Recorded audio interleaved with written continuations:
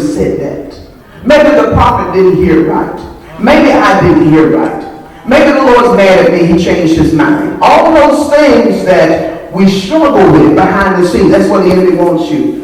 Tossed between two opinions and not having a firm stance on what it is that God has said. And hold on to it no matter what you see, no matter what you feel. Your strong stance, believing in him when nobody else around you can believe the way you're believing, is what is going to move God's hand for you in this season. Amen. The Lord is looking for some crazy faith. When the last time have you put your faith to work in a crazy way? Amen. Or you just go with the flow? Right. Just taking it easy. Y'all just taking it easy? Or you put your faith to work in some crazy stuff that if you told somebody, they'd be like, what? Okay. I believe God will do it. You believe God will do it.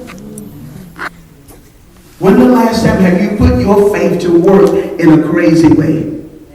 I remember some instances where I had some crazy faith. And you know what? Some of them didn't work out. Some of them did not work out. That's right.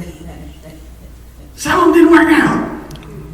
And so I was asking him, I said, Lord, I want to get back to that place of crazy faith. Because you know some things can shake you and you'll get off your game. And you have to start all over. And like we learned up here earlier, the Lord is not moved by emotions. He's moved by your action. He's moved by your faith. He's moved by your stance and your persistence. That is what he's moved by. Not saying that he doesn't hear your cry, because he hears your cry, but after a while, he's not moved by that. He wants you to get up and move and do what he has asked you to do. And many times, it's not going to be what you want to do. Many times, it's going to be uncomfortable. But it's up to you to take your stance of faith and keep moving forward. He wants you to be unmovable, always abounding in the work of the Lord. Yes. Many times there's things that will throw you off course and you stop moving, you stop working, you stop doing. You actually want to hide. Amen. You actually want to hide. I know I'm not by myself on that. But that's when the Lord's calling you forward. That's when he's calling you forward. He's saying, no, I got work for you to do. You're feeling like this, but it's not about your emotions in this season. I spoke at a women's conference yesterday, and I was excited to do it up until the day that it came around. And the day it came around, I said, I really don't want to. I just wasn't in a good headspace. And I said, I really don't want to. But this is what the Lord is asking you to push through. He's asking you to be persistent. He's asking you to move forward in spite of you, in spite of your flesh. Because it's not about your flesh. It's not about your flesh. It takes something to come and pour when you need to be poured into. Yes. So think about that the next time you're staring at the pastor and wondering, he seemed to be a little bit off today, or she seemed to be a little bit off today.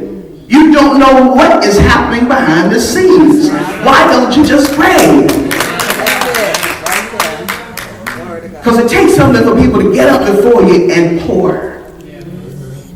And people are looking at you like, did I leave the green zone? Oh, I think my foot is itching.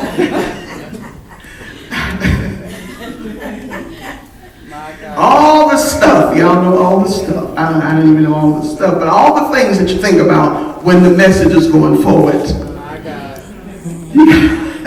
Come back, focus your minds. Press toward the mark of the high calling. And if you come in here and you sit in here and you don't